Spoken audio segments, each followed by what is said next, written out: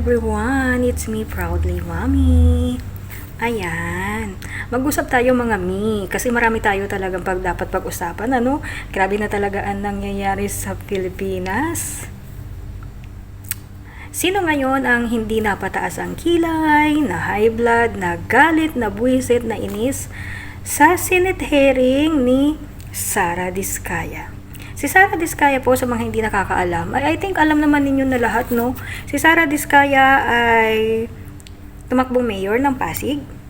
Naging kalaban niya si Mayor Vico Sotto. Actually, nung panahon na yun, grabe yung kampanya na ginagawa niya. May kasamang banda, ganon, pampaingay, pampagulo, pampadami ng tao ko, no? Tapos ang dami niyang pangako na kapag siya nang nanalo, eme-eme.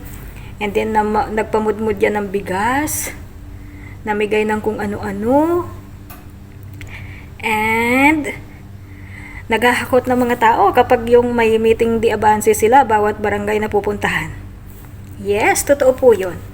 And then ito na nga, grabe, no, habang ang ibang lugar binabaha, sila nagpapakasarap, nakahilata sa isang magarbong bahay, habang sila naman ay binubulsa ang mga tax na binabayad natin. 'Di ba, kada bibili tayo, kada sasahod tayo, merong binabawas na tax, at sobrang laki niyan mga kaibigan, ha, kung iipunin mo at susumain mo 'yan, 'di ba?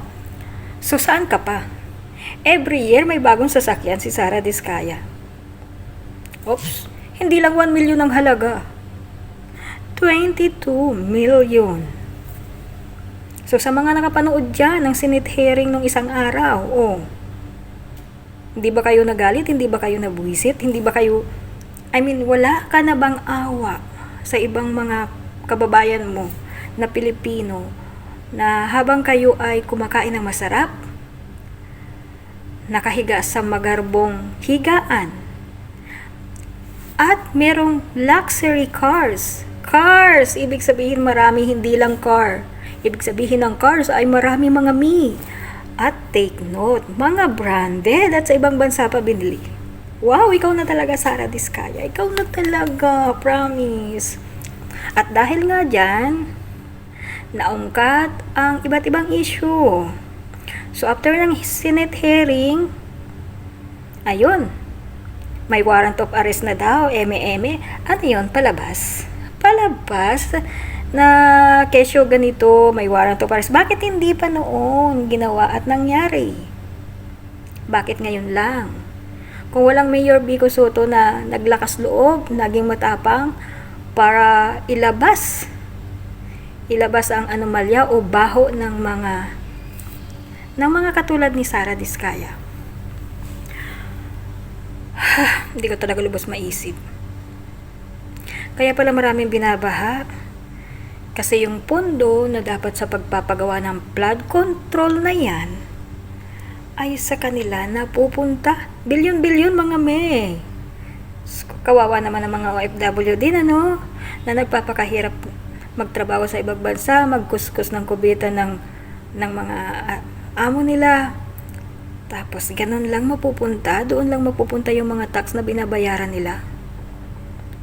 Ay nako, sana magkaisa na ang sambahyang Pilipino para managot ang dapat managot, bawiin ang dapat bawiin. At halatang halata naman, habang tinatanong ni Senator Jingo Estrada si Sara Diskaya, ay para siyang si Alice Go, wala daw siyang matandaan. Hindi nga, nakabili ka ng car pero hindi mo alam kung magkano ang halaga, tas sa amin ka rin lang pala. Buti sana kung walang maraming nakapanood sa Rated K at yung kay Julius Babaw sa iyong interview. Huwag kami, oy. Alam mo yung sabi ko nga yung Sara kaya this? Sara kaya this ba yun? Yung ganun? Na sinasabi niya nung campaign niya. Sara kaya this. Ang akin naman, Sara dismaya. Kasi nakakadismaya ka talaga.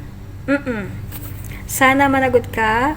Ibalik mo yung dapat ibalik sa mga mamamayan ng mga kinurakot nyo. Kaya naman pala, atat na atat ka tumakbo bilang mayor. Siyempre, pag nanalo ka, di ba, kukulimbot ka na naman kung ano yung ipinamigay mo sa mga tao, ipinamudmud mo, ay babawiin mo rin. Siyempre, nandoble pa ron. Baka triplets pa nga. So, ano na mangyayari sa mamamayan sa Pasig?